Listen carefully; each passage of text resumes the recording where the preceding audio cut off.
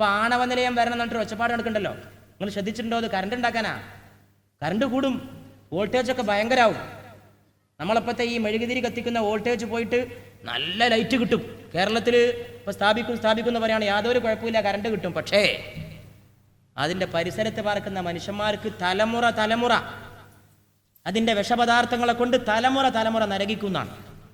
അമേരിക്കയിൽ ഇപ്പോൾ ഒരു വലിയ സ്ഥലം പുൽമൈതാനി ഭിത്തി കെട്ടിയിട്ട് വേർതിരിച്ച് നിർത്തിയിരിക്കാൻ, ഒരാണവ നിലയം പൊട്ടിത്തെറിച്ചിട്ട് പശു അതിൽ ചാടിയിട്ട് പുല്ല് തിന്നാതിരിക്കാൻ. പശു ആ പുല്ല് കടിച്ചാൽ ആ പശുവിൻ്റെ പാല് ആര് കുടിച്ചോനും കുടിച്ചോൻ്റെ 100 തലമുറക്കും അംഗവൈകല്യമുള്ള മക്കൾ ജനിക്കുന്നതാണ്. ഇതൊക്കെ പറഞ്ഞിട്ട് ആണവ നിലയം വേണ്ടാന്ന് കേരളത്തിലെ ബുദ്ധിജീവികളും സാഹിത്യകാരന്മാരും പറയുന്നത്. അപ്പോൾ ഭരിക്കുന്നവർ പറയും, നമ്മൾ നടപ്പിലാക്കും ഇലക്ട്രിസിറ്റി, പുരോഗതി തന്നെയാണ്. പക്ഷെ ഒരു പുരോഗതിക്ക് വേറൊരു ദോഷമുണ്ട്, അത് കാണണമെന്നേ പറയണുള്ളൂ. ഇലക്ട്രിസിറ്റി കിട്ടണ്ടെന്ന് ആർക്കും അഭിപ്രായമില്ല, ഇലക്ട്രിസിറ്റി വേണം. പക്ഷെ എങ്ങനെ വേണം? ഈ ആണവ നിലയത്തിന് പുറത്തേക്ക് തള്ളുന്നൊരു ചണ്ടിയുണ്ട്, അതിൻ്റെ അവശിഷ്ടം. ആ ചണ്ടി കൊണ്ടുപോയിട്ട് കുഴിച്ചു മൂടണമെങ്കിൽ ലക്ഷോപലക്ഷം ഉറുപ്യ വേണം. അമേരിക്കയിൽ അത് കുഴിച്ചു മൂടാൻ സംവിധാനമുണ്ട്. വലിയ ഗ്യാസ് കുപ്പിയിലാക്കിയിട്ട് ഭൂമിയിൽ കബറടക്കിയെടുക്കുകയാണ്. ഇന്ത്യയിൽ ഒരാണവ നിലയത്തിനും അത് കുഴിച്ചു മൂടാനുള്ള പണമില്ല എന്നാണ് പറയണത്. അപ്പോൾ അത് അവിടെയും കൊണ്ടേ കൂട്ടും. അത് നോക്കിയാൽ മതി, ചണ്ടി നോക്കിയാലേ കണ്ണിലേക്ക് അതിൻ്റെ പോയിസൺ നിറഞ്ഞ രശ്മികൾ വരുമെന്നാണ്. എത്രയോ ആണവ നിലയങ്ങളുള്ള സ്ഥലത്ത് മക്കൾ ജനിക്കുമ്പോൾ കണ്ണില്ലാത്ത കുട്ടി, ഒരു കാലുള്ള കുട്ടി, 3 കണ്ണുള്ള കുട്ടി, കയ്യും കാലും കൂടി കൂട്ടി ഒട്ടിച്ച കുട്ടി, അങ്ങനെയൊക്കെ. മരം കീഴ്പോട്ട് വളരുക എന്ന് പറഞ്ഞാൽ അതിൻ്റെ അത്ഭുതം എന്താണ്? നിങ്ങൾ ആലോചിച്ച് നോക്കൂ. മരത്തിൻ്റെ കൊമ്പ് കിഴ്ക്കാൻ തൂക്ക്. അപ്പോൾ മനുഷ്യൻ സുഖത്തിന് വേണ്ടി ചെയ്യുന്നതൊക്കെ അവനെ ദോഷം ഉണ്ടാക്കുന്നുണ്ടെന്ന് മനസ്സിലാക്കിയാൽ മതി. ഇപ്പം ഈ പാട നേരത്തെ ആരുണ്ടാക്കിയതാ? സൂര്യൻ്റെ അൾട്രാവയലറ്റ് രശ്മി മനുഷ്യൻ്റെ മുകളിൽ തട്ടാൻ പാടില്ല എന്ന് വിചാരിച്ചിട്ട് അവിടെ പാടുണ്ടാക്കണമെങ്കിൽ അത് ഉണ്ടാക്കാനുള്ളൊരു ആൾ വേണല്ലോ, ഒരു ശക്തി. ഇത് അൾട്രാവയലറ്റാണ്, അത് പോയിസണാണ്. അത് ഞാൻ പടച്ച മനുഷ്യൻ്റെ മേൽ തട്ടരുത്, അവൻ അപകടമുണ്ടാകരുത് എന്ന് കരുതിക്കൊണ്ടത് സംവിധാനിച്ച അല്ലാഹു റബ്ബുൽ ഇസ്സത്ത്, ആ റബ്ബിനെ എത്ര സ്തുതിക്കണം. അതാണ് ഇപ്പോൾ കൊണ്ടുപോയിട്ട് നശിപ്പിക്കാൻ നോക്കുന്നത്. പ്രപഞ്ചത്തിനൊരു ബാലൻസ് ഉണ്ട്, ഒരു ക്രമം. അത് മനുഷ്യൻ തെറ്റിക്കരുത്. തെറ്റിച്ചാൽ ആപത്തുണ്ടാവും, തെറ്റിച്ചാൽ വലിയ ആപത്താണ്. അതാണ് ഇതിലൊക്കെ നമുക്ക് കാണാൻ സാധിക്കുന്നത്. ക്യാൻസർ ഉണ്ടാക്കുന്നതിൽ ഈ രശ്മി വലിയ പങ്ക് വഹിക്കുന്നു എന്നാണ്. ഇപ്പം നിങ്ങൾ ശ്രദ്ധിച്ചിട്ടുണ്ടോ സുഹൃത്തുക്കളെ? ചൂട് കൂടുതലാണല്ലോ. ഒരു 80 വയസ്സുള്ള ആളോട് ചോദിച്ചു നോക്കണം, നിങ്ങളെ ചെറുപ്പകാലത്ത് വേനൽക്കാലത്തുള്ള ചൂടും ഇപ്പോഴത്തെ വേനൽക്കാലത്തെ ചൂടും തമ്മിൽ വ്യത്യാസം ഉണ്ടോ എന്ന്. അദ്ദേഹം ഉറപ്പിച്ച് പറയും, എൻ്റെ ചെറുപ്പകാലത്ത് ചൂട് ഇത്ര കൂടുതലുണ്ടായിരുന്നില്ല, ഇപ്പോൾ ഉഷ്ണം കൂടിയിട്ടുണ്ടെന്ന് പറയും. പറഞ്ഞതാ അതിൻ്റെ കാരണം എന്ന് ടൈം മാഗസിനിലെ ശാസ്ത്രജ്ഞന്മാർ പറയുന്നു. അപ്പം ഞാൻ പറഞ്ഞുകൊണ്ട് വന്നത്, ഇങ്ങനെയൊക്കെ ആണെങ്കിലും ചില നിയന്ത്രണങ്ങൾ നമുക്ക് ആവശ്യമാണ്. എത്ര ആൾക്കാർ ഇപ്പോൾ ക്യാൻസർ പിടിച്ച് മരിക്കണത്? എല്ലാ ക്യാൻസറും ഇങ്ങനെ തന്നെയാണെന്ന് എനിക്ക് അഭിപ്രായമില്ല. വേറെ കുറേ കുഴപ്പങ്ങൾ നമ്മുടെ ജീവിത രീതി കൊണ്ട് ഉണ്ടായി എന്ന് വരുന്നുണ്ട്. പിന്നെ ഇപ്പോൾ എയ്ഡ്സും ഉണ്ടല്ലോ അതിൻ്റെ കൂടെ തന്നെ, വലിയ മുന്തിയ സാധനം. അതുകൊണ്ട് വളരെ പേടിക്കണം. ആസ്പത്രിയിൽ പോകുമ്പോഴൊക്കെ ഇപ്പോൾ പേടിക്കണം. ചോദിക്കണം, ഇഞ്ചക്ഷൻ വെക്കാൻ പോകുമ്പോൾ നഴ്സിനോട് ഞങ്ങളോട് ഉറപ്പിച്ച് പറയാം, ഇത് ചുടുവെള്ളത്തിലിട്ടിട്ട് പ്യൂരിഫൈ ചെയ്തിട്ടുണ്ടോ എന്ന് ചോദിക്കണം. സാധാരണഗതിയിൽ ഒരാളെ ഇഞ്ചക്ഷൻ ചെയ്യാൻ വേണ്ടി കുത്തിയ സിറിഞ്ച് വേറൊരാളെ മേലെ കുത്തണമെങ്കിൽ നല്ല തിളച്ച വെള്ളത്തിലിട്ടിട്ട് പതപ്പിക്കണം, എന്നിട്ട് അതിലുള്ള വേംസിനെ കൊല്ലണം. പക്ഷേ ഇത് എത്ര നഴ്സുമാർ ചെയ്യുന്നുണ്ട്? അത് ചെയ്യാതെ വല്ല പച്ചവെള്ളത്തിലും കൊണ്ടേ കിലുക്കിയിട്ടാ വരണമെങ്കിൽ നിങ്ങൾ ചെല്ലുന്നതിന് മുമ്പ് ആ സിറിഞ്ച് കുത്തിയവന് എയ്ഡ്സ് ഉണ്ടെങ്കിൽ ഈ സിറിഞ്ചിലൂടെ അത് പകർന്നിട്ട് നരകിച്ച് മരിക്കേണ്ടി വരും. നിങ്ങൾ ചെയ്യാത്ത കുറ്റത്തിന്. വേശ്യാലയത്ത് പോയവൻ്റെ രോഗമാണ് എയ്ഡ്സ്. നമ്മൾ വേശ്യാലയം ചിന്തയും കൂടി ചെയ്തിട്ടുണ്ടാവില്ല. പക്ഷെ ആസ്പത്രിയിൽ ഇപ്പം നിങ്ങളും ഞാനും മാത്രമാണോ പോണത്? അള്ളാഹു പറയുകയാണ്, ഒരു അദാബ് വരുമ്പോൾ ഭൂമിയിലെ നല്ലവർക്ക് മാത്രമല്ല, ചീത്തവർക്ക് മാത്രമല്ല, നല്ലവർക്കും ആ അദാബ് വന്നു പോകും. ആസ്പത്രിയിൽ പോകുമ്പോൾ ഒക്കെ ചോദിക്കുക, ഇതിനെക്കുറിച്ചൊക്കെ അത്യാവശ്യം ഒരു സാക്ഷരത നമുക്കുണ്ടായിരിക്കണം. ഇതിൻ്റെ ഒരു സാക്ഷരത, എന്തിനും ഇപ്പോൾ സാക്ഷരതയുള്ളൂ. ഈ വൈദ്യശാസ്ത്രത്തിൻ്റെ ഒരു സാക്ഷരത, അതിൻ്റെ ABCD പഠിച്ച് മനസ്സിലാക്കി വെക്കുക, ചോദിക്കുക. അതുകൊണ്ട് നമ്മൾ നിയന്ത്രിക്കണം. ആ നിയന്ത്രണം നമ്മെ പഠിപ്പിക്കുന്ന മാസവും കൂടിയാണ് പരിശുദ്ധ റമദാൻ.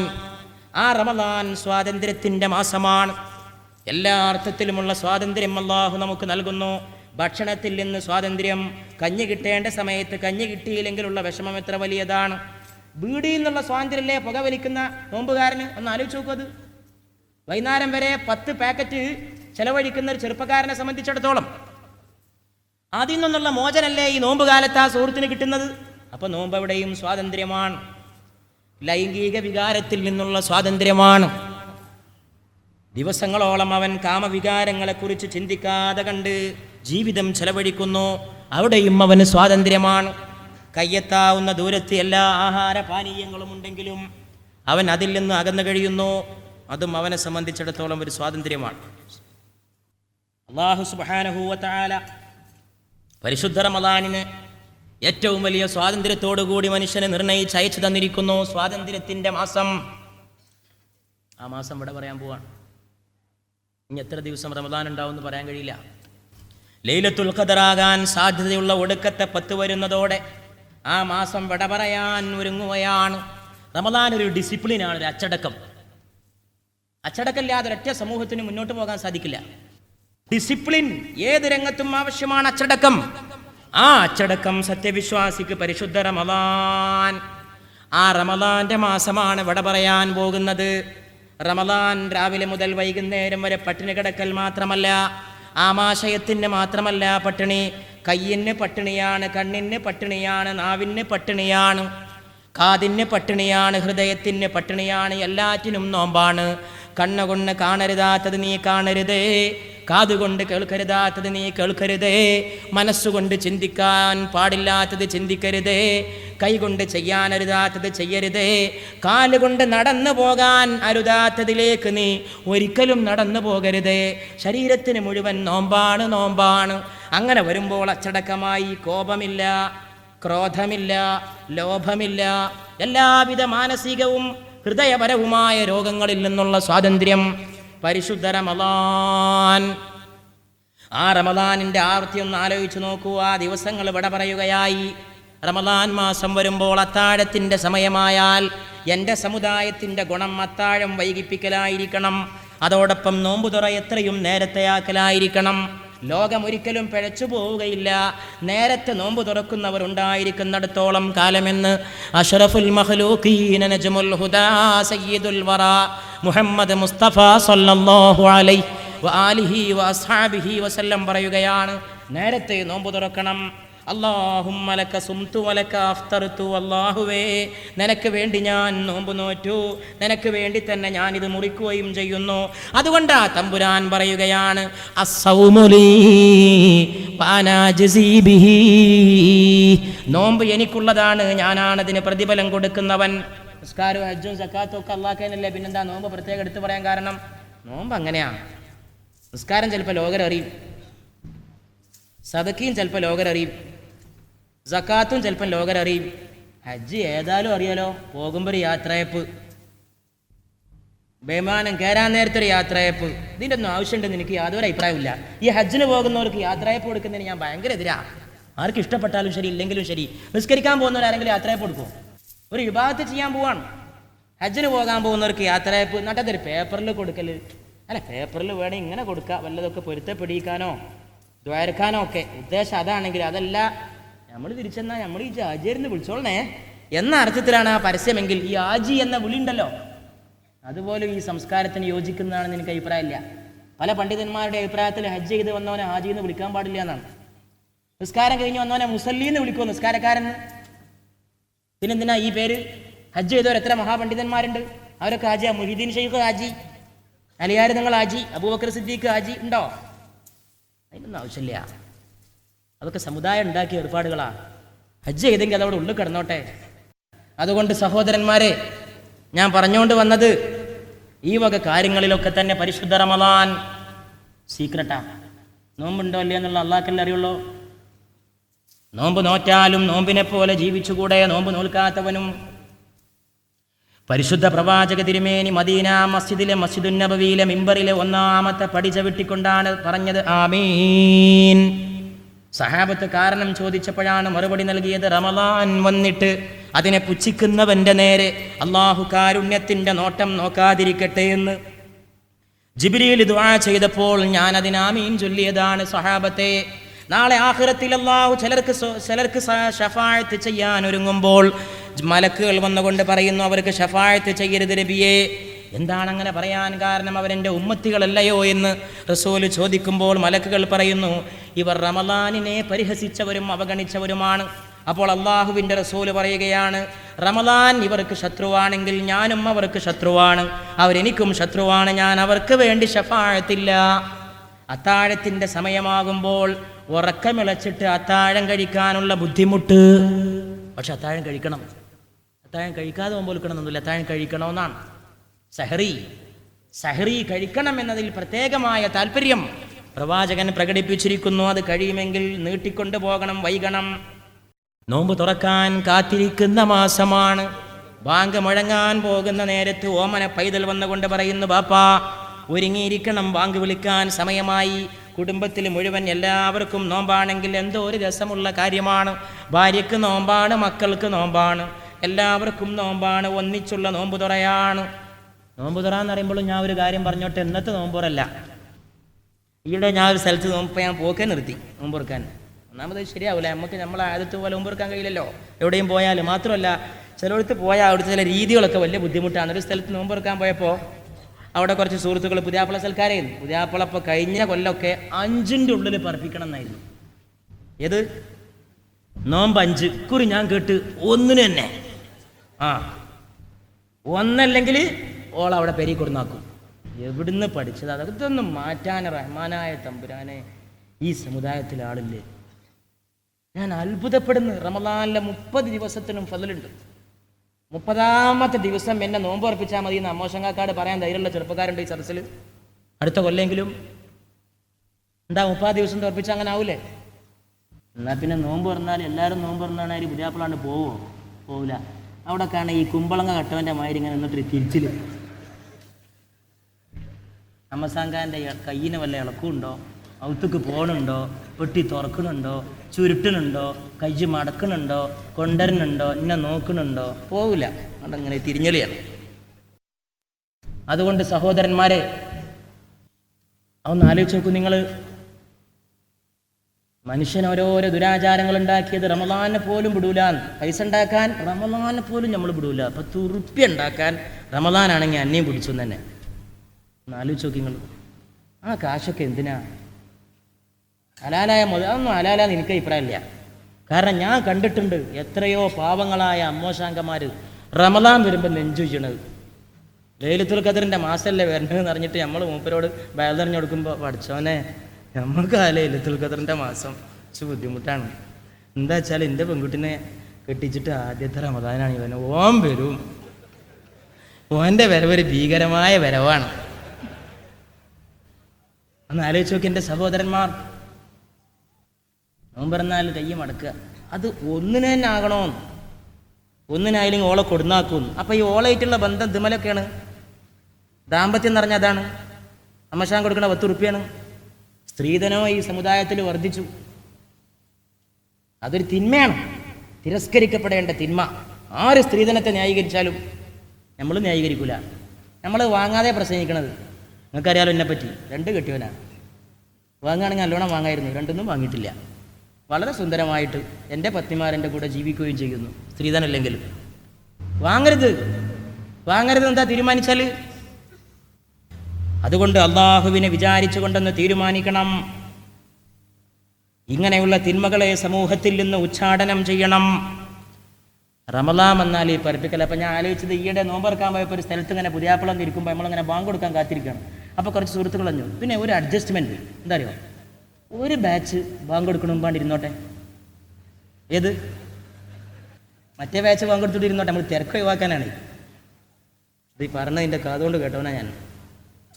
എവിടെ എത്തി നോമ്പറ? അവിടെയൊക്കെ പോയിട്ട് നോമ്പറന്നാൽ നോമ്പറന്നതിൻ്റെ കൂലി കിട്ടും നിങ്ങൾക്ക് വിചാരമുണ്ടോ? നോമ്പുള്ളവനെ തുറപ്പിക്കണം. അതാ നെയ്യത്തോടെ തുറപ്പിക്കണം. വെറുതെ ഈ ആളെ കൂട്ടിയിട്ടുള്ള ഈ ജഗപകണ്ടല്ലോ. നോമ്പ് തുറ എന്ന് പറഞ്ഞാൽ പുണ്യമായ ഒരു അമലാണ്. അത് നോമ്പുള്ളവനെ തുറപ്പിച്ചാൽ ആ നോമ്പുള്ളവൻ്റെ വയറ്റിലേക്ക് ഈ ആഹാരങ്ങൾ അങ്ങ് ചൊല്ലുമ്പോൾ, അല്ലാഹുമ്മ ലക സുംതു വലക അഫ്തർതു, അല്ലാഹുവേ നിനക്ക് ഞാൻ നോമ്പ് നോറ്റു, നിനക്ക് വേണ്ടി ഞാനത് തുറക്കുകയും ചെയ്തുവെന്ന് ആ സഹോദരൻ്റെ ചുണ്ടുച്ചരിക്കുമ്പോഴേക്ക് അതിൻ്റെ പ്രതിഫലം നോമ്പ് തുറപ്പിച്ചവന് വരികയാണ്. എത്രയെത്രയോ ഒട്ടകങ്ങളെ അറുത്ത പോലെയുള്ള പ്രതിഫലം. അതുപോലും കൊണ്ടുപോയി നാശാക്കില്ലേ? ഈ 1ാമത്തെ ദിവസം തന്നെ നോമ്പ് തുറക്കാൻ എന്നെ വിളിപ്പിക്കണം എന്നുള്ളത് മക്കളെ ഞങ്ങളൊന്ന് മാറ്റുമോ? അടുത്ത റമദാൻ മാസം വരുമ്പോഴേക്ക് അബ്ദുസ്സമദ് നിങ്ങളെ ഹൃദയത്തിൽ കൈവച്ചുകൊണ്ട് പറയാം, ഈ പ്രസംഗം ഈ സമുദായത്തിൽ അങ്ങനെ ഒരു മാറ്റെങ്കിലും ഉണ്ടാക്കട്ടെ. ഈ റമദാൻ മാസത്തിൽ പെണ്ണെട്ടാൻ പോണ ചെറുപ്പക്കാരില്ല ഇവിടെ നല്ല ചെറുചെറുക്കുള്ള മക്കളതായിരിക്കണം. നിങ്ങളൊന്ന് തീരുമാനിക്കുക. നിങ്ങൾ പറയണം നിങ്ങളെ കല്യാണം കഴിഞ്ഞാൽ. ഞങ്ങൾക്ക് അതിൻ്റെ ആവശ്യമില്ല. റമദാൻ മാസം ഏത് ദിവസമെങ്കിലും വന്നിട്ട് തുറന്നോളാം. അതിന് പ്രത്യേക ആചാരമൊന്നും വേണ്ട. കുടുംബത്തിൻ്റെ കൂടെ ഒരു സ്നേഹത്തോടെ ഇരുത്തം. അത് ഒന്നിനു തന്നെ എന്ന് പറയരുത്. ഒന്നില്ലെങ്കിൽ നിങ്ങൾ ആ പെൺകുട്ടിയെ ബുദ്ധിമുട്ടിക്കരുത്. അവൾ അള്ളാഹുവിൻ്റെ മുമ്പിൽ നിങ്ങൾ അവളെ കരാറായിട്ട് ഏർപ്പെടുത്തിയതാണ്. മീസാഖുൻ ഗലീദ്, ബലിഷ്ഠമായ കരാറാണ് ദാമ്പത്യമെന്ന് അള്ളാഹു ഖുർആനിൽ പറയുന്നു. അത് 10 റുപ്യയ്ക്ക് വേണ്ടി വലിച്ചെറിയാനുള്ളതല്ല. നിങ്ങൾ ഗൗരവത്തോടെ ചെറുപ്പക്കാർ മനസ്സിലാക്കണം. അതിരിക്കട്ടെ. അതുകൊണ്ട് സഹോദരങ്ങളെ, ഈ റമദാൻ നമ്മുടെ ആ അത്താഴത്തിൻ്റെയും നോമ്പുതുറയുടെയും സമയം. പിന്നെ തറാവീഹിൻ്റെ രാവാണ്. ആ മാസമിതാ വിട പറയാൻ പോവുകയായി. വെളിച്ചത്തിൻ്റെ മാസമിതാ വിട പറയുകയാണ്. കണ്ണീരോടുകൂടി റമദാൻ എന്ന വിരുന്നുകാരൻ പോകുന്നത് കാണാൻ മുഅ്മിൻ യാത്ര പറയാൻ ഒരുങ്ങിയിരിക്കുകയാണ്. റമദാൻ ഇങ്ങനെ വന്നിട്ട് ശഅബാൻ മാസം ഒടുക്കത്തിൽ റമദാനിൻ്റെ ശവ്വാൽ, റമദാനിൻ്റെ ചന്ദ്രിക തെളിയാൻ നേരത്ത് പൂർണ്ണമായും മുഅ്മിനീങ്ങൾ ഉറ്റുനോക്കി. 3 കൂട്ടരുണ്ടായിരുന്നു റമദാൻ മാസം വന്നപ്പോൾ. ഒരു കൂട്ടർ റമദാൻ മാസം ഇങ്ങനെ ദൂരന്ന് വരുമ്പോൾ സന്തോഷത്തോടുകൂടി വരവേൽപ്പ് നൽകാൻ കാത്തിരുന്നു. വിരുന്നുകാരൻ വരികയായി. അല്ലാഹുമ്മ ബാരിക്നാ ഫീ റജബിൻ വശഅബാൻ വബല്ലിഗ്നാ റമദാൻ. അല്ലാഹുവേ, റജബിലും ശഅബാനിലും ഞങ്ങൾക്ക് ബർക്കത്ത് ചെയ്യണേ, റമദാനിലേക്ക് ഞങ്ങളെ എത്തിക്കണേ എന്ന് മുഹമ്മദുർ റസൂലുള്ളാഹ് സ്വല്ലല്ലാഹു അലൈഹി വആലിഹി വഅസ്ഹാബിഹി വസല്ലം ദുആ ചെയ്യാറുണ്ടായിരുന്നു. ആ റമദാനാണ് ഈ റമദാൻ. റമദാൻ ഇങ്ങനെ ദൂരന്ന് വരുമ്പോൾ വിരുന്നേര് വരാനായി തന്നെ ഇതും. വിരുന്നേര് വരുമ്പോൾ ഉണ്ടാവുമല്ലോ ഈ 3 കൂട്ടർ. ഒരു കൂട്ടരാണെങ്കിൽ പഠിച്ചവനെ സന്തോഷമായി, ഓനെ കുറേ കാലമായി കണ്ടിട്ട്. വേറൊരു കൂട്ടരാണെങ്കിൽ പണ്ടാരക്കാലിനെ അടക്കി. എത്ര ദിവസമാവും അതുണ്ടാവുമല്ലോ. ചിലവരാണെങ്കിലോ വന്നാൽ പിന്നെ അടിയിടണേ കൂട്ടുമായിരിക്കും. അതുകൊണ്ട് ആ സ്വഭാവം തന്നെ റമദാന്റെ കാര്യത്തിൽ. ചിലർ ദൂരത്തുനിന്ന് തന്നെ സ്വാഗതം ചെയ്യാൻ തീരുമാനിച്ചു. ചിലർ ദൂരത്തുനിന്ന് തന്നെ ശപിക്കാൻ തീരുമാനിച്ചു. പണ്ടത്തെ മാതിരി ഹോട്ടലിൽ കയറാനാകുമോ? ബീഡി വലിച്ച് റോട്ടിലൂടെ പോകാനാകുമോ? വിശന്നിട്ട് എങ്ങനെ നടക്കാൻ കഴിയും? എനിക്കൊന്ന് തിരുത്തണം. ഞാനെങ്ങനെ പുറത്തിറങ്ങാനാണ്? ബുദ്ധിമുട്ടുള്ള ഒരു എടങ്ങേറിൻ്റെ 30 ദിവസത്തെ ജയിലറ. അങ്ങനെ കരുതിയവരൊക്കെ ഉണ്ടാവും. ഞാൻ വെറുതെ പറയാൻ നിങ്ങൾ വിചാരിക്കണ്ട. റമദാൻ വരുമ്പോഴേക്ക് സന്തോഷിച്ചവർ ഒരു ഭാഗത്ത്, വളരെയേറെ ദുഃഖിച്ചവർ വേറൊരു ഭാഗത്ത്. രണ്ടിൻ്റെ അടിയിൽപ്പെട്ടവരുണ്ടാവും. മാസമൊക്കെ തിരക്കിടില്ല, നമുക്കൊരു ചടങ്ങറാ. വെയിലത്തിൽക്കത്തിലൊക്കെ ഉണ്ടെന്ന് മോലേര് വേണമെന്നൊക്കെ പറഞ്ഞിട്ടുണ്ട്. 20,000 കൂലിയാണ്. പക്ഷെ നമുക്ക് പള്ളിയിൽ നിന്നൊരു കാഴ്ചയാണ്. ഇടയ്ക്കിടയ്ക്ക് ഇങ്ങനെ വെള്ളം കുടിച്ചണം. വേറെ കുഴപ്പമൊന്നുമില്ല, ചോറും കഞ്ഞൊന്നും വേണ്ട, വെള്ളം ഇങ്ങനെ ചെല്ലണം. അതുകൊണ്ട് എനിക്കൊരു വലിയ ബുദ്ധിമുട്ടാണ്. പരിശുദ്ധ റമദാനെ വരവേറ്റു നൽകിയവരും പരിശുദ്ധ റമദാൻ പിരിഞ്ഞു പോകുമ്പോഴും മുസ്ലിം സമുദായത്തിൽ 3 വിഭാഗമുണ്ട്. ഒരു വിഭാഗം കണ്ണീരോടുകൂടി പരിശുദ്ധ റമദാന് യാത്രയയപ്പ് നൽകുന്നു. ഇനി ഈ ഭക്തിയുടെ വസന്തോത്സവം തിരിച്ചു വരുമ്പോൾ ഞാനുണ്ടാകുമോ? അടുത്ത നോമ്പ് തുറക്കും അടുത്ത അത്താഴത്തിനും ഞാനുണ്ടാകുമോ? റമദാൻ പോയിക്കൊണ്ട് ശവ്വാലിൻ്റെ ചന്ദ്രിക ഉദിച്ചു വരാൻ പോകുമ്പോൾ മൂമിൻ്റെ കരളിൽ ദുഃഖമാണ്, കണ്ണീരിങ്ങനെ ചാലിട്ടൊഴുകുകയാണ്. നോമ്പുതുറയുടെ മാസമേ, കുഞ്ഞുമക്കളുടെ ആനന്ദത്തിൻ്റെ മാസമേ, ബർക്കത്തിൻ്റെ മാസമേ, ബർക്കത്തിൻ്റെ റഹ്മത്തിൻ്റെ ഖുദ്റത്തിൻ്റെ ഇഹ്സാൻ്റെ ഗുഫ്റാന്റെ മാസമേ. അസ്സലാമു അലൈക യാ ശഹ്റ റമദാൻ, അസ്സലാമു അലൈക യാ ശഹ്റർ റഹ്മതി വർ-റിദ്വാൻ, അസ്സലാമു അലൈക യാ ശഹ്റൽ ബർക്കതി വൽ ഇഹ്സാൻ, അസ്സലാമു അലൈക യാ ശഹ്റൽ അഫ്വി വൽ ഗുഫ്റാൻ, അസ്സലാമു അലൈക യാ ശഹ്റൻ നൂറി വൽ മസാബീഹ്, അസ്സലാമു അലൈക യാ ശഹ്റസ് സുറൂരി വത്തറാവീഹ്, അസ്സലാമു അലൈക യാ ശഹ്റ റമദാൻ. ഇന്ന് എത്ര മസ്ജിദുകളിലാണ് ആയിരക്കണക്കിന് ഖതീബുമാർ ഈ പരിശുദ്ധ റമദാൻ വരവേ യാത്രയയപ്പ് നൽകിയിട്ടുള്ളത്. റമദാനെ വിട പറയുകയാണ്. അപ്പോൾ ഉണ്ടാവും മോമിനീങ്ങൾ പള്ളിക്കകത്ത് ഒതുങ്ങിരുന്നിട്ട് ആരും കാണാതെ ഉള്ളുകൊണ്ട് വിങ്ങിപ്പൊട്ടിക്കരയുന്നു. 80 കൊല്ലത്തെ ഇബാദത്ത് ഒറ്റരാവ് കൊണ്ട് കിട്ടുന്ന പുണ്യമാസമേ, വീട്ടിൽ നിന്ന് ഒരു ഉറ്റവൻ മരിച്ചു പോയ പോലെയാണ് റമദാൻ മാസം കഴിയുമ്പോൾ ഒരു മോമിൻ ഉണ്ടാവുക. ഒരു വിരുന്നുകാരൻ വരുമ്പോൾ, ഒരു ആഘോഷം വരുമ്പോൾ വീട് നമ്മൾ വെള്ളമലിക്കാറില്ലേ? പെയിന്റ് ചെയ്യാറില്ലേ, അലങ്കരിച്ചു വെക്കാറില്ലേ? അങ്ങനെ റമദാൻ വരുമ്പോൾ നമ്മുടെ മാനസങ്ങളെ നമ്മൾ സംസ്കരിച്ചു വെക്കുന്നു, ശുദ്ധീകരിച്ചു വെക്കുന്നു. ഇപ്പം എത്ര ക്ലീനാണ്! പിശാച് ചങ്ങലക്കിട്ട മാസമാണ്, സ്വർഗവാതിലുകൾ തുറക്കപ്പെട്ട മാസമാണ്, നരകവാതിലുകൾ കൊട്ടിയടക്കപ്പെട്ട മാസമാണ്. ആ മാസം പോയി മറഞ്ഞല്ലോ. അസ്സലാമു അലൈക യാ ഷഹ്റ റമദാൻ. ഇനി ഇതങ്ങ് പോയിട്ട് ലൈലത്തുൽ ഖദറും കഴിഞ്ഞ് ഒടുക്കത്തെ 10 കഴിഞ്ഞ് റമദാൻ അങ്ങ് പോയാൽ, അപ്പോൾ ഈ ഒടുക്കത്തെ 10 കഴിഞ്ഞിട്ട് റമദാൻ അങ്ങ് വിട പറഞ്ഞാൽ ശവ്വാൽ മാസത്തിൻ്റെ വരവാണ്. പിന്നെ ചന്ദ്രക്കല ഉദിക്കുകയാണ്. ആ ചന്ദ്രക്കല കാണാനുമുണ്ടൊരാവേശം. ആർക്കാ പെരുന്നാൾ ആഘോഷിക്കാൻ നേരം ഞാൻ കൂട്ടത്തിൽ പറയാണ്, ഈദുൽ ഫിത്ർ ആർക്കുള്ളതാണെന്നറിയോ? റമദാൻ സ്വീകരിച്ചവൻ. നിങ്ങളൊന്ന് ആലോചിച്ച് നോക്കൂ. ഈ ശവ്വാൽ മാസം ഞാൻ സാധാരണ ചിന്തിക്കാറുണ്ട്, ഏറ്റവും കൂടുതൽ റമദാനെ പുച്ഛിച്ചവർക്കായിരിക്കും പെരുന്നാൾ വരുമ്പോൾ ഏറ്റവും വലിയ ആവേശം. ഓലാണ് ഈ റമദാൻ 29 മുമ്പ് പടക്കം വാങ്ങിക്കുന്നത്. ഏത് ഈ 28 പടക്കം പൊട്ട് കേൾക്കുമ്പോൾ എന്തോ ഒരു പ്രയാസമാണെന്നറിയോ? ഇപ്പം ഒന്ന് കഴിഞ്ഞിട്ടെങ്കിൽ എന്നല്ലേ ആ കള്ള ഹമുക്കിൻ്റെ വിചാരം. വൃത്തികെട്ടവൻ, ഈ സമുദായത്തിലെ ഇത്തിക്കണ്ണി, അവൻ എന്ത് കാര്യം ഈ ഈദുൽ ഫിത്തറിൽ? ഇത് അള്ളാഹുവിൻ്റെ മാസമാണ് റമദാൻ. ആ റബ്ബിന്റെ മാസം തന്നെയാ ശവ്വാലും. ഈദുൽ ഫിത്ർ കൊണ്ടുവന്നത് വേറെ ആരുമല്ല, മുഹമ്മദ് മുസ്തഫ തന്നെയാണ് സല്ലല്ലാഹു അലൈഹി വസഹബിഹി വസല്ലം. അല്ലാമ ഇഖ്ബാലിൻ്റെ ഒരു കവിത ഉണ്ട് ശവ്വാലിനെ പറ്റി. അത് കേൾക്കുമ്പോൾ മനസ്സിലാവും നോമ്പും ശവ്വാലും തമ്മിലുള്ള വ്യത്യാസം, ബന്ധം. ശവ്വാൽ A Noore നിഗാഹെ റോസ്ദാർ ആഖത്തെ തെരേ ലിയേ Muslim സറാപാ ഇന്തസാർ. Shawwal, Shawwal ചന്ദ്രികെ A നൂറെ നിഗാഹെ റോസ്ദാർ. നോമ്പുകാരൻ്റെ കണ്ണിലെ വെളിച്ചമേ. ആ മനുഷ്യൻ എഴുതിയ വാക്കിനൊക്കെ എന്തോ ഒരു അർത്ഥമാണ്.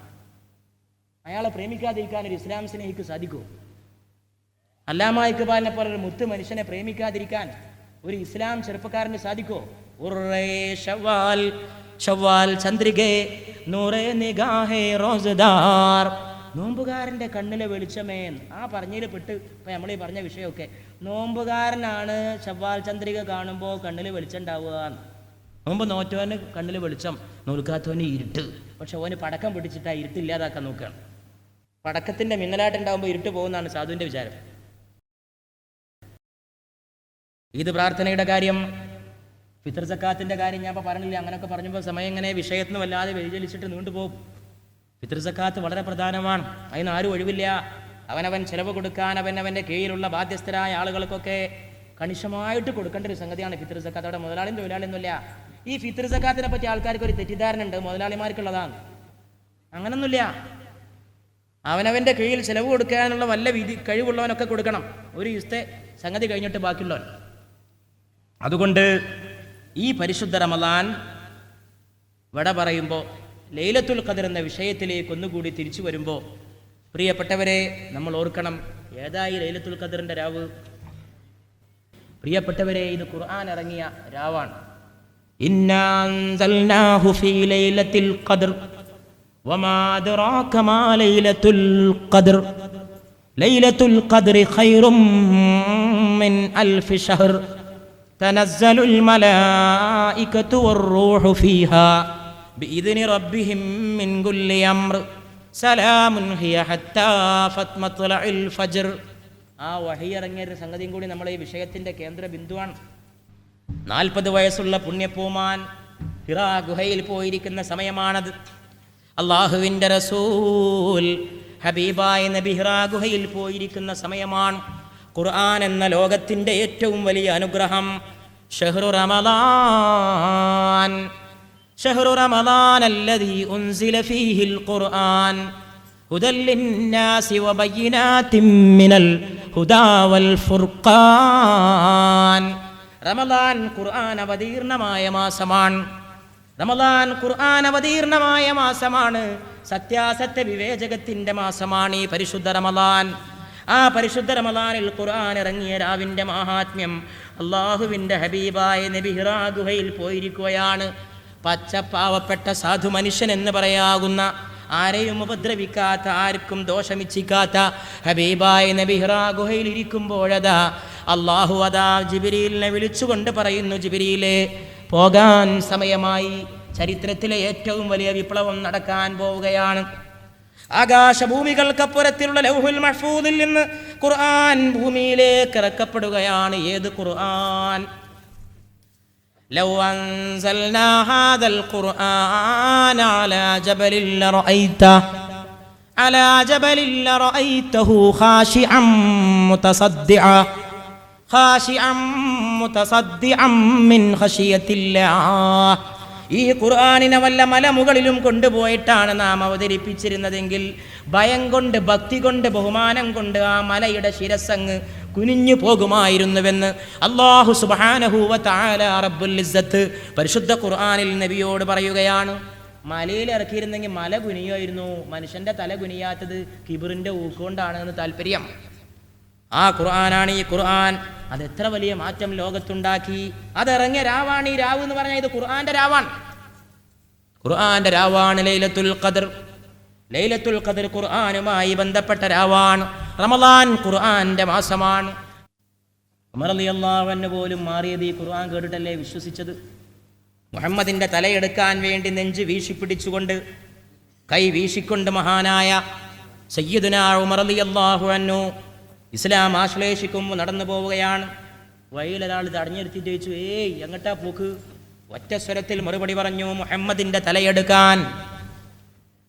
അന്ന് അല്ലാഹുവിന്റെ റസൂല് ദുആ ചെയ്യുന്ന കാലമാണ്. ഉമറിനെ കൊണ്ട് റബ്ബേ ഈ ദീനിനെ ശക്തിപ്പെടുത്തണേ. ആരായി പിന്നെ ആ മുത്തുമനുഷ്യൻ?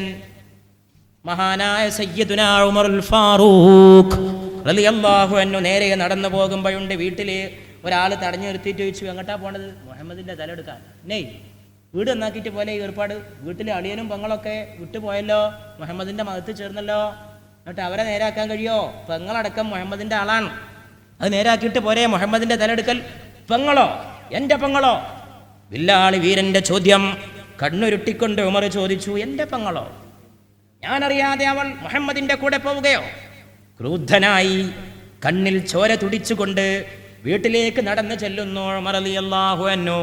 പാവപ്പെട്ട ഉമറിന്റെ പെങ്ങളാദാ വീട്ടിൻ്റെ അകത്തിരുന്നു കൊണ്ട് ഓതുകയാണ് പരിശുദ്ധ ഖുർആൻ.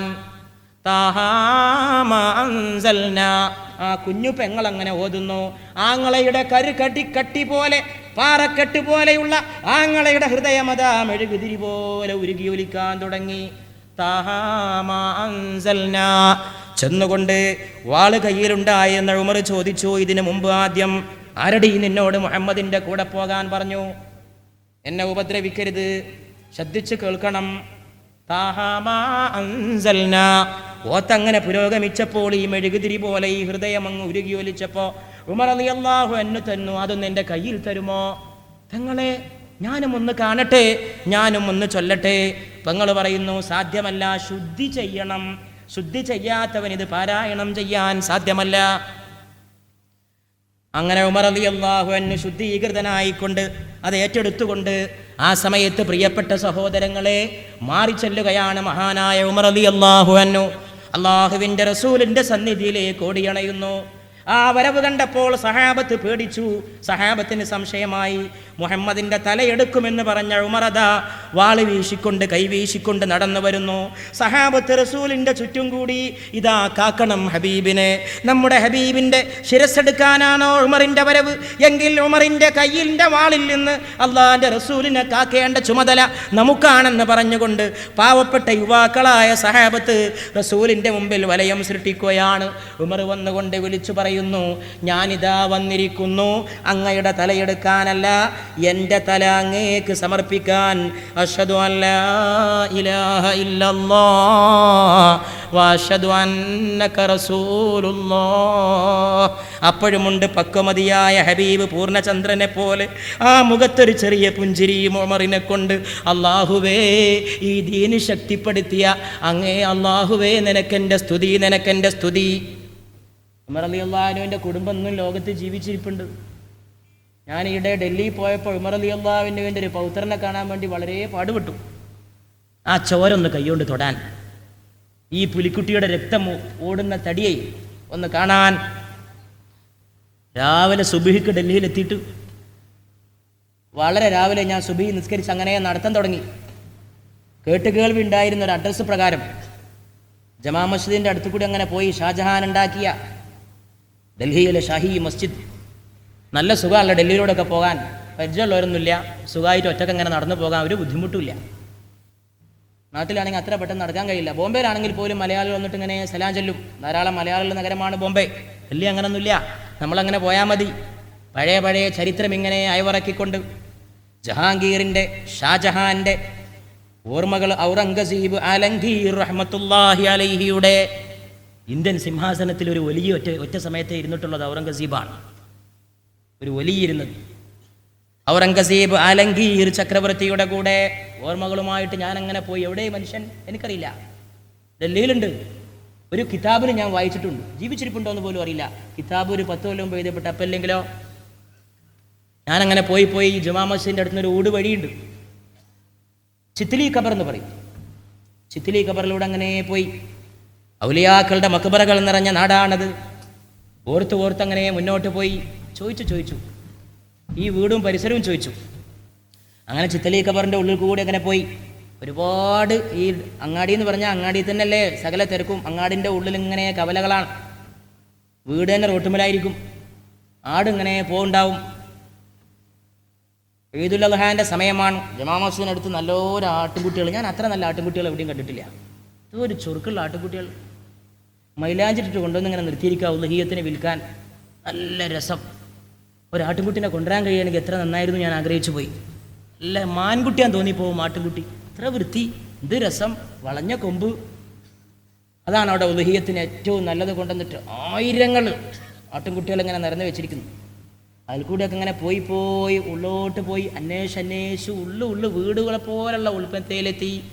അവിടെയുണ്ട് ഒരു കൂരക്കകത്ത്, ഒരു മസ്ജിദിൻ്റെ അകത്തിരിക്കുന്നു 85 വയസ്സുള്ള ഒരു മഹാൻ, മൗലാന സയ്യിദ് അബുൽ ഹസൻ ഫാറൂഖി ഉമർ ഫാറൂഖിൻ്റെ കുടുംബത്തിൽ പറഞ്ഞ 85 വയസ്സുള്ള മനുഷ്യൻ. ഞാനിങ്ങനെ ചെന്നിട്ട് ആദ്യം കുറേ ഉറ്റുനോക്കി. ആ രക്തം വില്ലാളി വീരൻ്റെ രക്തമാണ്. ആ രക്തം അള്ളാഹുവിൻ്റെ ഹബീബിൻ്റെ റസൂലിൻ്റെ കൂടെ നടന്ന ഉമർ ഫാറൂഖിൻ്റെ രക്തമാണ്. വില്ലാളി വീരൻ കൈവീശിക്കൊണ്ട് നടന്നു പോകുമായിരുന്നു. ആ മഹാനായ മനുഷ്യൻ്റെ അടുക്കിലേക്ക് ഞാൻ ആദ്യം കണ്ട അദ്ദേഹത്തിൻ്റെ പേരക്കുട്ടിയാണ്, മെഡിക്കൽ കോളേജ് വിദ്യാർത്ഥി. അങ്ങനെ അത്ഭുതപ്പെട്ട ഉമർ ഫാറൂഖിൻ്റെ പൗത്രൻ, മെഡിക്കൽ കോളേജിലെ വിദ്യാർത്ഥി, ദീനുള്ള ചെറുപ്പക്കാരൻ. കുറേ സംസാരിച്ചു. ഉമ്മാനെയും പെങ്ങളെയും കൂട്ടിയിട്ട് ബീഹാർക്ക് പോവാണ്, ഡൽഹിയിൽ നിന്നേ. പക്ഷേ കേരളത്തിൽ നിന്ന് വന്നൊരു അതിഥികൾക്ക് എന്നെ കണ്ടപ്പോൾ എല്ലാം ക്യാൻസൽ ചെയ്തു. ഞാൻ അപ്പോൾ പോണില്ല എന്ന് പറഞ്ഞു. എൻ്റെ കൂടി ഒരുപാട് സംസാരിച്ചു. വല്ലിപ്പാനെ കാണാൻ പോയി. ഉമറുല്ലാഹിൻ്റെ 85 വയസ്സുള്ള പൗത്രൻ. കുറേ സംസാരിച്ചു. പിന്നുള്ളതൊന്നും ഞാൻ പറയണില്ല, അതൊക്കെ എൻ്റെ ജീവിതത്തിലെ മധുര മുഹൂർത്തങ്ങളാണ്. ഞാൻ പറഞ്ഞിട്ട് എൻ്റെ രസം നഷ്ടപ്പെടുത്തുന്നില്ല. ജീവിതത്തിലെ മധുരങ്ങളാണ് അതൊക്കെ. അതേ മധുരമുള്ളൂ, വേറെയൊന്നും മധുരമില്ല. എന്നോട് പറഞ്ഞു, എഴുതിക്കൊണ്ടിരിക്കുകയാണ്. 100 കണക്കിന് കിതാബ് ഇപ്പം തന്നെ എഴുതിയിട്ടുണ്ട്. ഞാൻ അവിടുന്ന് മടങ്ങിയതൊരു ബണ്ടിൽ ഗ്രന്ഥങ്ങളുമായിട്ടാണ്. ഉറുദു അവരെഴുതിയ സകല കിതാബിൻ്റെ ഒരു ബണ്ടിൽ എനിക്ക് സമ്മാനിച്ചു. അതിങ്ങോട്ട് കൊണ്ടുവരാൻ തന്നെ ബുദ്ധിമുട്ടി. എഴുതാത്ത വിഷയങ്ങളൊന്നുമില്ല, സകല കാര്യങ്ങളെ പറ്റിയും. ഇപ്പോൾ ഒരു കിതാബ് എഴുതിക്കൊണ്ടിരിക്കുകയാണ്. നിസ്കരിക്കാൻ പള്ളിയിൽ പോവും, തിരിച്ചു വരും, എഴുതും, പിന്നെയും പോവും, എഴുതും. മക്കളൊക്കെ ഓരോ നാട്ടിലാണ്. ഒരു മോള് മദീനയിൽ, ഒരു മോള് മക്കത്ത്, ഒരു മോള് അഫ്ഗാനിസ്ഥാനിൽ. അതുകൊണ്ട് ബാധ്യതകളൊന്നുമില്ല. അങ്ങനെ ഇരുന്നിട്ട് എഴുതാണ്. കുടുംബങ്ങളൊക്കെ ഇൻ്റർനാഷണൽ ഫാമിലിയാണ്. ഉമറുല്ലാഹിൻ്റെ അതേ സ്വഭാവം പലയിടത്താണ്. അങ്ങനെ എന്നോട് പറഞ്ഞു, ഞാൻ ഇമാം അബൂ ഹനീഫയുടെ ജീവചരിത്രം എഴുതുകയാണ്. ഒരുപാട് കൊല്ലായി തുടങ്ങിയിട്ട്. കിതാബിൻ്റെ പേരെന്താണെന്ന് ചോദിച്ചു. ഞാൻ വളരെ അതപോടെ ഇമാമുൽ അഇമ്മ, ഇമാമീങ്ങളുടെ ഇമാം എന്നാണ് കിതാബിൻ്റെ പേര്. നിങ്ങൾ ദ്വാരക്കണം അതൊക്കെ പൂർത്തീകരിക്കാൻ എന്നോടേ. ഞാൻ പറഞ്ഞു, നമ്മളോട് നിങ്ങളെന്ത് ദ്വാരക്കാൻ പറയണം. ഉമറിൻ്റെ പൗത്രനെ, അള്ളാഹുവിൻ്റെ റസൂലിൻ്റെ വലങ്കയ്യായി ജീവിച്ച ഉമറുൽ ഫാറൂഖിൻ്റെ പൗത്രനെ, അങ്ങയുടെ ദുആക്ക് വസിയ്യത്ത് ചെയ്യാനാ കേരളത്തിൻ്റെ മലപ്പുറത്തെ കോട്ടക്കുന്ന് ഡൽഹിയിലെ ഈ ഉൾഭാഗത്ത് ഞാൻ വന്നിരിക്കണത്. പിന്നെ എനിക്ക് പണി പകലൊക്കെ എവിടെയെങ്കിലും പോയാൽ രാത്രി മനുഷ്യൻ്റെ അടുത്ത് വന്നിരിക്കലായിരുന്നു. മധ്യപ്രദേശിലൊരു പൗത്രനോട് പറഞ്ഞു. എനിക്കിതിൽ പ്രത്യേക ഒരു താല്പര്യം തന്ന ഒരു കാരണമുണ്ട്. എൻ്റെ ഇമാമാണ് ഹസ്രത്ത് സയ്യിദുനാ മുജദ്ദിദ് അൽ ഫഥാനി ഖദ്ദസല്ലാഹു സിർറഹുൽ അസീസ്. ആ മുജദ്ദിദ് ഉമർ ഫാറൂഖിൻ്റെ പൗത്രനാണ്. അവരെ കുടുംബ പരമ്പരയാണത്. ഞാൻ അവരെ പറ്റി കുറേ കാലമായിട്ട് ഇങ്ങനെ പഠിച്ചുകൊണ്ടിരിക്കുകയാണ്. ആ താല്പര്യം, ഈ 2 താല്പര്യം കൂടി ഒന്നിച്ച് ചേർന്നപ്പോൾ അതൊരു വലിയ താല്പര്യമായി. ഭോപ്പാലിലാണ് ഇവരുള്ളതെന്ന് അറിഞ്ഞു. ഞാൻ ഭോപ്പാലിലേക്ക് വണ്ടി കയറി. എനിക്കൊരു പരിചയമില്ല. ഭോപ്പാലിലേക്ക് വണ്ടി കയറിയിട്ട് പോണ പോക്കിൽ വഴിയിൽ വെച്ചിട്ട് ഭയങ്കര പനി പിടിച്ചു. ഉഷ്ണം കൊണ്ട് കണ്ണട വെച്ചിട്ടുണ്ടെങ്കിൽ കണ്ണടയുടെ കാല് ചൂട് പിടിച്ചിട്ട് കണ്ണട മുഖത്തുനിന്ന് എടുത്ത് വെക്കുന്ന ചൂടായിരുന്നു അന്നവിടെ, ആളുകൾ മരിക്കണ ചൂട്. ആ സമയത്ത് ചൂട് കൊണ്ട് ഭയങ്കര പനി. വണ്ടിയിൽ കിടന്നിട്ട് ഇങ്ങനെ ഉറക്കാൻ തുടങ്ങി. എവിടുക്കാ പോകണമെന്നറിയില്ല, എവിടെ എത്തേണ്ടതെന്നറിയില്ല, ആരുമില്ല. അവസാനം ഭോപ്പാലിന് വണ്ടി ഇറങ്ങിയപ്പോൾ റെയിൽവേ സ്റ്റേഷനിൽ ബെഞ്ചിൻ്റെ തറയിൽ വീണ് പോയി. കുലുങ്ങി പനിച്ചിട്ട് ആകെ വിഷമിച്ചു പോയി. ഉമർ റളിയല്ലാഹുവിൻ്റെ പേരക്കുട്ടിയെ തെരഞ്ഞിട്ട് ഭോപ്പാലിൽ പോയിട്ട് ആര് പറഞ്ഞുതരാനാ? മന്ത്രിയോ രാഷ്ട്രീയ നേതാവാണെങ്കിൽ എല്ലാവരും അറിയും. ഇത് ഏത് കൂരയിൽ എവിടെ പോയിരിക്കണമെന്ന് ആരറിയാൻ? പക്ഷേ അള്ളാഹുവിൻ്റെ മാർഗത്തിലാണ് യാത്രയെങ്കിൽ ആ യാത്ര പരാജയപ്പെടില്ല എന്ന് ഞാൻ മനസ്സിലാക്കിയത് എന്നാണ്. വല്ലദീന ജാഹദൂ ഫീനാ ലനഹ്ദിയന്നഹും സുബുലനാ. ആരാണ് നമ്മുടെ വഴിയിൽ പരിശ്രമിക്കുന്നത് അവർക്ക് നമ്മുടെ വഴി നാം കാട്ടിക്കൊടുക്കുമെന്ന് പരിശുദ്ധ ഖുർആനിൽ അല്ലാഹു റബ്ബുൽ ഇസ്സത്ത് പ്രഖ്യാപിക്കുന്നു. ഞാനങ്ങനെ പോയി, എനിക്കൊരാളെ കിട്ടി. കണ്ടാൽ പഴയ അതിർത്തി ഗാന്ധില്ലേ, ഖാൻ അബ്ദുൽ ഗഫാർ ഖാൻ, അങ്ങനെ തന്നെ തോന്നും. ഒരു പ്രായം ചെന്ന മനുഷ്യൻ, അയാളെ കൂടെ കൂടി. അയാൾ എന്നെ കൊണ്ടുപോയി വീട്ടിൽ പാർപ്പിച്ചിട്ട് എന്നെ തട്ടിൻ്റെ മുകളിൽ കൊണ്ടുപോയിട്ട് ഒരു മുറിയിലാക്കി. ആ കുടുംബത്തിൻ്റെ സ്നേഹം കണ്ട് ഞാൻ ഞെട്ടിപ്പോയി. തീരെ പരിചയമില്ലാത്തൊരു മനുഷ്യൻ അവർ അഭയം നൽകിയിരിക്കുന്നു. കഞ്ഞി കേരളത്തിലല്ലേ കിട്ടുള്ളൂ, അവർ കഞ്ഞി ഉണ്ടാക്കി. നല്ല ചെറിയ അരിയുടെ കഞ്ഞി, പിന്നെ ഗോതമ്പിൻ്റെ കഞ്ഞി. പിന്നെ ഡോക്ടറെ അടുത്തേക്ക് കാറ് പിടിച്ചിട്ട് അവിടുത്തെ ചെറുപ്പക്കാരായ മക്കൾ എന്നെ കൊണ്ടുപോകണം. ഞാൻ വിചാരിച്ചു ഇവിടെ ഉമർ അള്ളാഹിൻ്റെ പൗത്രനെ കാണാതിരിക്കാൻ യാതൊരു സ്കോപ്പുമില്ല, കാണും. അള്ളാഹു എന്നെ വിജയിപ്പിക്കാൻ തീരുമാനിച്ചിരിക്കുന്നു. അല്ലെങ്കിൽ ഈ കുടുംബത്തിൽ ഞാൻ എന്തിനെത്തിപ്പെടണം? അവരെന്തുകൊണ്ട് എന്നെ സ്നേഹിക്കണം? അവിടെ ഒരു കൊച്ചുകുട്ടി ഉണ്ടായിരുന്നു. ഒരു കൊച്ചുകുട്ടി എപ്പോഴും എൻ്റെ അടുത്ത് വന്നിരിക്കും. ആ കുട്ടി ഇപ്പോൾ കത്തയക്കും ഉറുദുവിൽ. ഒരു കൊച്ചു പൈതൽ, ഒരു സ്കൂളിൽ ഇങ്ങനെ ആദ്യ ക്ലാസ്സിലൊക്കെ പോണൊരു കുട്ടി. ആ വീട്ടിൽ വെച്ച് ഞാൻ പരിചയപ്പെട്ട കുട്ടിയാണ്. ആ കുട്ടിക്ക് പോരാൻ നേരത്തെ ഞാൻ സ്റ്റേറ്റിൽ എഴുതി കൊടുത്തു. ഞാൻ ഓർക്കുകയാണ് ഇപ്പോഴും. മനുഷ്യൻ ഈ ഭാഷക്കടയിലും അവൻ്റെ സ്നേഹവും അവൻ്റെ ഹൃദയബന്ധവും എത്ര വലിയതാണ്. ഭാഷയാണ് മനുഷ്യനെ അകറ്റുന്നൊരു വലിയ ഭിത്തി. എല്ലാ ഭാഷക്കാർക്കും ഉപയോഗിക്കാൻ പറ്റിയ ഒരു ഭാഷ ഉണ്ടാക്കാൻ നടരാജഗുരു ആലോചിച്ചിരുന്നു എന്ന് ഞാൻ കേട്ടിട്ടുണ്ട്. ശ്രീനാരായണ ഗുരുവിൻ്റെ ശിഷ്യനായ നടരാജൻ, ഫ്രാൻസിലെ സോർബോൺ യൂണിവേഴ്സിറ്റിയിൽ നിന്ന് റിസർച്ച് ഡിഗ്രി എടുത്ത ഡോക്ടറേറ്റ് നേടിയ നടരാജ ഗുരു ഇന്ന് ജീവിച്ചിരിക്കുന്ന നിത്യചൈതന്യതിയുടെ ഗുരുനാഥൻ. എല്ലാ ഭാഷക്കാർക്കും സംസാരിക്കാൻ പറ്റിയൊരു ഭാഷ, അതൊരു രസകരമായ സംഗതിയാണ്. ചില ആംഗ്യങ്ങളും ചില പ്രയോഗങ്ങളൊക്കെയാണ് അതിലുള്ളത്. ഞാനത് മുഴുവൻ പഠിച്ചിട്ടില്ല, പഠിച്ചുകൊണ്ടിരിക്കുകയാണ്. അതൊരു പക്ഷേ മനുഷ്യന് ഉപയോഗിക്കാൻ കഴിഞ്ഞിരുന്നെങ്കിൽ ലോകത്തുള്ള ഒരുപാട് ആളുകൾക്ക് പരസ്പരം ബന്ധപ്പെടാൻ കഴിയുമായിരുന്നു. പക്ഷേ ഈ പെൺകുട്ടി ഒരു മലയാളിയായ ഒരാളോട് കാണിക്കുന്ന ഈ താല്പര്യവും ഈ കുഞ്ഞുമോളുടെ കുടുംബത്തിലുള്ള ആ ഒരു സ്വീകരണവും കണ്ടപ്പോൾ എനിക്ക് തോന്നിപ്പോയി അള്ളാഹുവിൻ്റെ അനുഗ്രഹം. അതുകൊണ്ട് ഞാൻ ആ കുഞ്ഞു പെൺകുട്ടിയുടെ സ്ലേറ്റിൽ എഴുതി കൊടുത്തു, മോളെ ഹംദിലി അസ്ഹം സബാനി ബഹ്തറസ്ത്. ഒരേ ഹൃദയമാണ് ഒരേ ഭാഷ ഉണ്ടാകുന്നതിനേക്കാളും നല്ലത്, ഒരേ ഹൃദയം. എന്നിട്ട് ഞങ്ങൾ ഉമർ അള്ളാഹിൻ്റെ പൗത്രനെ തെരഞ്ഞിട്ട് പുറപ്പെട്ടു. ഈ വയസ്സായ മനുഷ്യനേക്ക് ഇങ്ങനെ കാണിച്ചെന്ന് ഭോപ്പാൽ. ഇവിടെയൊക്കെ എൻ്റെ കുടുംബം ഉണ്ടായിരുന്നു. വിഭജിച്ചപ്പോൾ എല്ലാവരും പാകിസ്ഥാനിൽ പോയി. ഇതൊക്കെ അവരുടെ വകയായിരുന്നു. ഇപ്പോൾ ആരും ഇവിടെ ഇല്ല. ഭോപ്പാലൊരു ഇക്ബാൽ മിനാറുണ്ട്. ഒരു പക്ഷിയുടെ കോലൊക്കെ കൊത്തിവെച്ച് ഇക്ബാലിൻ്റെ കവിത ഒക്കെ കൊത്തിവെച്ച് അതൊക്കെ കണ്ട് ഞാൻ ഉദ്ദേശിച്ച ആൾ തന്നെയായിരിക്കും, നിങ്ങൾ ഉദ്ദേശിച്ച ആൾ അയാളങ്ങനെ പറഞ്ഞു. പോയി നോക്കുമ്പോൾ മധ്യപ്രദേശിലെ വഖഫ് ബോർഡിൻ്റെ ചെയർമാനാണ് ഉമർ റളിയല്ലാഹുവിൻ്റെ പേരക്കുട്ടി മുഹമ്മദ് സഈദ് ഫാറൂഖി. ഒരു വീട്ടിലിങ്ങനെ കഴിയണു, പേരെഴുതി കൊടുത്തു. ഒരു കുട്ടി വന്നിട്ട് ചോദിച്ചു, ആരാണ്? അങ്ങനെയൊക്കെ വന്നതാണ്, ദൂരം നിന്ന് വന്നതാണ്, കാണണം. 5 മിനിറ്റാണ് ഒരാൾക്ക് അനുവദിക്കുക. അത്രയ്ക്ക് തിരക്കാണ്. വെറും വർത്താനത്തിനൊന്നും അവർക്ക് സമയമില്ല. വെറുതെ വർത്താനം പറയുകയാണെങ്കിൽ പറയും, ആ മതി ഞാൻ പോകാമെന്ന് പറയും. ദീനിയായ കാര്യം വല്ലതും സംസാരിക്കുകയാണെങ്കിൽ കൊള്ളാം. പക്ഷെ അവരെനിക്ക് ഒരുപാട് സമയം അനുവദിച്ചു. ധാരാളം കാര്യങ്ങൾ ചർച്ച ചെയ്തു. സ്വന്തം കയ്യൊപ്പിട്ടിട്ട് ലൈലത്തുൽ ഖദറിൻ്റെ മഹത്വത്തെക്കുറിച്ച് അവർ എഴുതിയൊരു കിതാബ് തന്നത് ഇപ്പോഴും എൻ്റെ കയ്യിലുണ്ട്. ഇപ്പോൾ ലൈലത്തുൽ ഖദർ ആയതുകൊണ്ട് ഞാൻ ഓർക്കുകയാണ്. ഉമർ റളിയല്ലാഹുവിൻ്റെ പൗത്രൻ ഭോപ്പാലിൽ മധ്യപ്രദേശിലെ, ഇപ്പോൾ വഖഫ് ബോർഡിൻ്റെ ചെയർമാനാണെന്ന് എനിക്കറിയില്ല, അന്ന് വഖഫ് ബോർഡിൻ്റെ ചെയർമാനായിരുന്നു. അപ്പോൾ ഉമറിൻ്റെ രക്തം ഇന്നും ലോകത്ത് അള്ളാഹു കാത്തു രക്ഷിക്കുന്നുണ്ട് എന്ന് എൻ്റെ സുഹൃത്തുക്കൾ മനസ്സിലാക്കാൻ വേണ്ടി ഞാൻ ഈ സംഭവം പറഞ്ഞത്. ആ ഉമർ റളിയല്ലാഹുവിനെ മാറ്റി തീർത്തത് ഈ ഖുർആനാണ്. അത് കൊല്ലങ്ങൾക്ക് മുമ്പുള്ള സംഭവം ഇപ്പോഴും ആ മാറ്റം സംഭവിച്ചുകൊണ്ടേയിരിക്കുന്നു. ഫ്രാൻസിലെ ഒരു ശാസ്ത്രജ്ഞൻ ഖുർആൻ കൊണ്ട് മാറിയില്ലേ, ഫുളൈൽ ഇബ്നു ഇയാൽ, വലിയ വലിയായി ഫുളൈൽ ഇബ്നു ഇയാൽ. പക്ഷേ വലിയൊരു കൊള്ളക്കാരനായിരുന്നു ഫുളൈൽ. ഒരു ദിവസം കൊള്ളക്ക് വേണ്ടി വഴിയിൽ ഇങ്ങനെ കാത്തു നിൽക്കുമ്പോൾ ഒരു ഒട്ടക സംഘം വന്നുകൊണ്ട് ചോദിക്കുന്നു, വരണോ? ഞാൻ വരുന്നില്ല എന്നറിഞ്ഞു ആദ്യം. പിന്നെ പറഞ്ഞു, എന്നാ ഞാൻ പോരാ. നിങ്ങൾ എന്തിനായി ഒറ്റക്ക് നടന്നു പോണത്? ഫുളൈൽ എന്ന കൊള്ളക്കാരൻ അറിയില്ലേ? ഫുളൈലിനോട് ഒരു ഒട്ടക സംഘം ചോദിക്കുകയാണ്, ഇത് ഫുലൈൽ എന്ന ഒട്ടകക്കാരൻ്റെ ഏരിയയാണ്. പിന്നെ എന്തിനാണ് നിങ്ങൾ ആ ഫുലൈൽ നടന്നു പോകുന്ന ഈ വഴിയിൽ നിങ്ങളും നിൽക്കുന്നത്? അവസാനം ഫുലൈൽ മാറി ഒരു ഖുർആന്റെ പാരായണം കേട്ടുകൊണ്ട് ഫുലൈൽ പിന്നെ വലിയായി. ഫുലൈൽ ഇബ്നു ഇയാദ് റഹ്മത്തുള്ളാഹി അലൈഹി കൊള്ളക്കാരനെ വലിയാക്കിയതും പരിശുദ്ധ ഖുർആൻ. വില്ലാളി വീരനായ ഉമറിനെ മാറ്റിയതും പരിശുദ്ധ ഖുർആൻ. സ്വന്തം ചോരയിൽ പിറന്ന 3 പെൺകുട്ടികളെ ജീവനോടെ കുഴിച്ചു മൂടിയ ഉമറിനെ മാറ്റി പണിതതും പരിശുദ്ധമായ ഖുർആൻ. 3 പെൺകുട്ടികളെ ജീവനോടെ കൊല്ലാൻ കൊണ്ടുപോയിട്ട് കുഴിയിൽ വെച്ച ആളാണ് ഉമറുൽ ഫാറൂഖ്. അള്ളാഹുവിന്റെ റസൂലിന്റെ സഭയിൽ വന്നുകൊണ്ട് പറയുന്നു, യാ റസൂലല്ലാഹ്, പെൺകുട്ടി ജനിച്ചാൽ കൊണ്ടുപോയി കൊല്ലുന്നൊരു കാലം ഉണ്ടായിരുന്നല്ലോ അറബികൾക്ക്, ജാഹിലിയ കാലം. അത് ഇന്നുണ്ട് ലോകത്ത്. ചൈനയിലില്ലേ പെൺകുട്ടികളെ കൊല്ലുന്നു? 20-ാം നൂറ്റാണ്ടിൽ പെണ്ണ് ജനിച്ചാൽ കൊല്ലും. ഇവിടെ കൊല്ലണമെന്നില്ലെങ്കിലും ഒരു ക്ഷീണാണ്.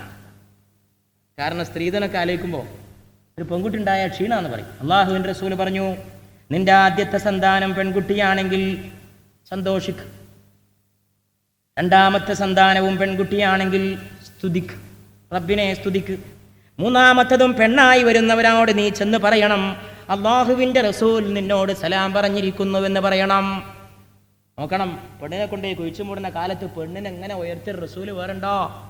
ആരായി ലോകത്ത് പെണ്ണിനെ ഉയർത്തിയത്? ആരാണ് കുഴിച്ചു മൂടപ്പെടുന്ന കുഴിയിൽ നിന്ന് പെൺകുട്ടിയെ രക്ഷപ്പെടുത്തിയതാരാണ്? സ്ത്രീവർഗത്തിന്റെ വിമോചകരെ മുഹമ്മദ് മുസ്തഫ സല്ലല്ലാഹു അലൈഹി വആലിഹി വഅസ്ഹാബിഹി വസല്ലം. പക്ഷെ റസൂലുള്ളാഹിന്റെ മോചനത്തിന് ഒരു പ്രത്യേകത ഉണ്ട്. അത് പടിഞ്ഞാറുകാരന്റെ മോചനമല്ല. പടിഞ്ഞാറുകാരന്റെ മോചനം എന്ന് പറഞ്ഞാൽ പരസ്യപ്പലകയിൽ പെണ്ണിനെ കൊണ്ടുപോയി നിർത്തുക എന്നാണ്. സിമന്റിന്റെ പരസ്യമാണെങ്കിലും പെണ്ണ് വേണം, തീപ്പെട്ടിയുടെ പരസ്യമാണെങ്കിലും പെണ്ണ് വേണം, ഫാനിന്റെ പരസ്യമാണെങ്കിലും പെണ്ണ് വേണം. എന്താ പടിഞ്ഞാറുകാരൻ പെണ്ണിന് കൊടുത്ത സീറ്റ് നിങ്ങൾക്കറിയോ? പരസ്യപ്പലകയിൽ സ്ഥാനം. പെണ്ണ് ഉപഭോഗത്തിന്റെ വസ്തുവാവുക, പെണ്ണ് ഉപഭോഗത്തിന്റെ വസ്തുവായി തീരുക.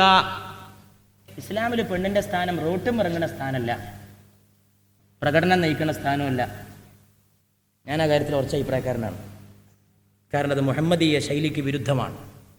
സല്ലല്ലാഹു അലൈഹി വസല്ലം. കുടുംബത്തിൽ കഴിയുക, കുടുംബത്തിന്റെ വിളക്കാവുക, അതാണ് അള്ളാഹുവിന്റെ റസൂൽ പഠിപ്പിച്ചിട്ടുള്ള രീതി. ഭരണാധികാരിയായിട്ട് പെണ്ണ് നിയോഗിക്കുന്നത് ഇന്നുണ്ടല്ലോ ഈ മുസ്ലിം ലോകത്തിന്റെ ശാപന്ത. പെണ്ണിനെ ഭരണാധികാരമേൽപ്പിക്കുന്നവരെ അള്ളാഹുവിന്റെ റസൂൽ ശപിച്ചിരിക്കുന്നു. എനിക്കതാണ് മാർഗരേഖ, എൻ്റെ ഭരണഘടന അതാണ്. വേറെ നാട്ടിൽ നടക്കണമെന്നല്ല ഞാൻ നോക്കല്. അള്ളാഹുവിൻ്റെ റസൂൽ എന്താ പറഞ്ഞതാണ്? റസൂൽ ഇതാ പറഞ്ഞിരിക്കണോ, സ്ത്രീവർഗത്തെ അധികാരം ഏൽപ്പിക്കുന്നവരെ അള്ളാഹുവിൻ്റെ റസൂൽ ശപിച്ചിരിക്കുന്നു. റസൂൽ ശപിച്ചാൽ പിന്നെ എനിക്ക് 2 വട്ടം ചിന്തിക്കേണ്ട ഒരു കാര്യം ഇന്ന് വരെ ഉണ്ടായിട്ടില്ല ഒരു കാര്യത്തിലും. അതുകൊണ്ട് തീർച്ചയായും പ്രിയപ്പെട്ടവരെ നമ്മൾ ആലോചിക്കണം ഈ വക കാര്യങ്ങൾ. പെൺകുട്ടിയെ രക്ഷപ്പെടുത്തിയത് അള്ളാഹുവിൻ്റെ റസൂലാണ്. ഉമർ റളിയല്ലാഹു അൻഹു പറഞ്ഞു, 3ാമത്തെ പെൺകുട്ടിയെ ഞാൻ കൊണ്ടുപോയിട്ട് കുഴിയിൽ വെച്ചത് ഞാൻ ഇപ്പോഴും ഓർക്കുന്നു റസൂലേ. അവളെ ഞാൻ കുഴിയിൽ വെച്ചതും അവളെ ഞാൻ കുഴിയിലേക്ക് ഇറക്കിയതും അവളെ ഞാൻ മുഖത്തേക്ക് മണ്ണ് വാരി എറിഞ്ഞതും ഒടുക്കത്തെ നോട്ടമാ കുഞ്ഞുമോൾ എന്നെ നോക്കിയതും ബാപ്പ എന്ന ദയനീയമായ ചോദ്യത്തോടെ ചോദിക്കാനുള്ള പ്രായമേകാത്ത ഓമന പൈതൽ എന്നെ ഉറ്റുനോക്കിയത് ഞാൻ ഓർക്കുന്നു. ഞാൻ കുഴിച്ചു മൂടിയ പെൺകുട്ടികൾ ആഖിറത്തിൽ എനിക്കൊരു ഏറ്റവും വലിയ ശിക്ഷയായി തീരുമോ റസൂലേ എന്ന് പറഞ്ഞ് ഉമർ റളിയല്ലാഹു അൻഹു പൊട്ടിക്കരഞ്ഞത് റസൂലിൻ്റെ മുമ്പിലാണ്. പക്ഷെ റസൂല് പറഞ്ഞു, നിങ്ങൾ ഇസ്ലാം വിശ്വസിച്ചതോടെ ഉമറെ അതൊക്കെ അള്ളാഹു കഴുകി കളഞ്ഞിരിക്കുന്നു. പക്ഷേ ഉമർ റളിയല്ലാഹു അൻഹു പിന്നെ ആരായി? നടന്നിങ്ങനെ പോകുമ്പോൾ ഒരു വീട്ടിൽ നിന്നൊരു വിളക്ക്, ഞാൻ ചുരുക്കി സംഭവം പറയാം, വിളക്ക് ഇങ്ങനെ കത്തുന്നു കാണുന്നു, കരച്ചിൽ കേൾക്കുന്നു, അടുത്തു പോയി നോക്കുന്നു, ഒരാണുണ്ട് ഇങ്ങനെ പുറത്ത് നിന്നിട്ട് അങ്ങോട്ടും ഇങ്ങോട്ടും നടക്കുന്നത് വിഷമിച്ച് അസ്വസ്ഥനായി. അകത്തുനിന്ന് പെണ്ണിൻ്റെ കരച്ചിൽ. ഉമർ റളിയല്ലാഹു അൻഹു ചോദിക്കുന്നു, എന്താണ് സംഭവം? എൻ്റെ ഭാര്യ പ്രസവ വേദന കൊണ്ട് പുളയുകയാണ്, അവളെ ശുശ്രൂഷിക്കാൻ ആരുമില്ല. അയാൾക്കറിയില്ലായിരുന്നു ഈ വന്ന ആൾ ഭരണാധികാരിയായ ഉമറാണ്. ഒരു രാത്രി വഴി തെറ്റി വന്ന യാത്രക്കാരനായിരിക്കും എന്ന് വിചാരിച്ചു. എൻ്റെ ഭാര്യയുടെ പേരെടുക്കാൻ ആരുമില്ല, ഞാനൊരു പെണ്ണിനെ വിളിക്കാൻ പോയാൽ അവിടെ ആരാണ്? അവൾ ഒറ്റക്കാവും, വല്ല അപകടവും സംഭവിക്കും. വഴി ഉമർ റളിയല്ലാഹു അൻഹു പറഞ്ഞു, നിങ്ങളിവിടെ നിൽക്കി, ഞാൻ ഇപ്പോൾ വരാൻ പറഞ്ഞു. വീട്ടിലേക്ക് കടന്നു ചെല്ലുന്നു. അർദ്ധരാത്രി വാതിലിൽ മുട്ടുന്നു, ഭാര്യയെ വിളിച്ചുണർത്തുന്നു.